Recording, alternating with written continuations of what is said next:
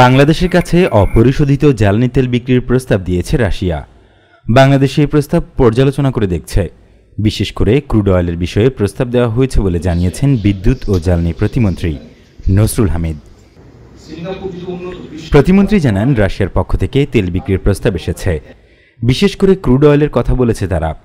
ভারতে জ্বালানি তেলের দাম কমানো হয়েছে। বাংলাদেশে কমানোর কোনো পরিকল্পনা রয়েছে কিনা সাংবাদিকদের এমন প্রশ্নের উত্তরে তিনি জানান, আপাতত জ্বালানি তেলের দাম সমন্বয় করার কোনো চিন্তা সরকারের নেই। ভারত যখন জ্বালানি তেলের দাম বাড়িয়েছিল তখন বাংলাদেশ বাড়ায়নি। বিদ্যুৎ ও গ্যাসের দাম বাড়ানোর উদ্যোগের বিষয়ে জানতে চাইলে প্রতিমন্ত্রী বলেন, জনগণের কষ্ট ও জীবনমানের উপর প্রভাব পড়ে। সরকার এমন কোনো সিদ্ধান্ত নেবে না, তবে বিষয়টি বিইআরসির উপর নির্ভর করে। পরিস্থিতি বিবেচনা করে তারা সিদ্ধান্ত নেবে। বিদ্যুৎ প্রতিমন্ত্রী নসরুল হামিদ জানান, জনগণের উপর থেকে জ্বালানি খরচের চাপ কমাতে তরল জ্বালানির পরিবর্তে বিদ্যুৎ চালিত গণপরিবহন চালু করা উচিত। এখন বৈদ্যুতিক 3 হুইলারগুলো চলছে, এগুলো জনগণকে খরচের ব্যাপারে স্বস্তি দিচ্ছে। ভবিষ্যতে বৈদ্যুতিক বাসসহ গণপরিবহন চালানোর উদ্যোগ নিতে হবে। রেল বিভাগ চাইলে বৈদ্যুতিক ট্রেনও চালু করতে পারে বাংলাদেশ।